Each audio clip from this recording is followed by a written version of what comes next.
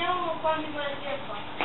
Vieni alla finestra. Vieni da qua, Giulio. Vieni alla finestra. Vieni. Bravo. Ripeti il discorso, allora, tu hai fatto quanti trattamenti quest'anno? Penso 18 trattamenti, 18, sì. Sempre biologici, diciamo. Sempre biologici, sempre idrossido di rame e zolfo, però ho salvato l'uva.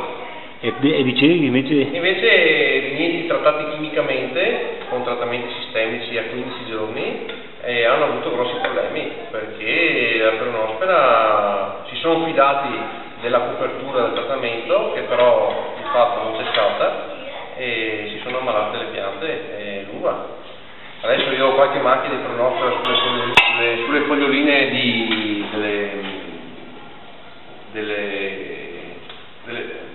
germogli che hanno ricacciato, no, da poco, però non è un problema, l'uva è sana e ormai la buccia è molto grossa e quindi la peronospora non si attacca più.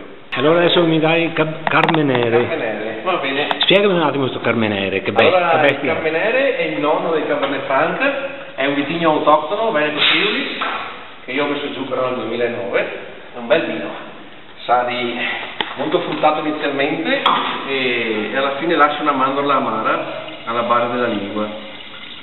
E come produzione com'è? Buongiorno. Produzione, Carmenere ne ho circa 1 ettaro e l'anno scorso ho fatto, erano 80 ettolitri di Carmenere, quest'anno spero di superare oppure che rimanga costante, insomma, perché comunque la produzione non è altissima, però va via? È di qualità, sì, è un bel vino, piace molto. Ma non è da imbottigliare, ho visto che è anche imbottigliato? È anche imbottigliato, sì, confezionato in bottiglia in bag in box.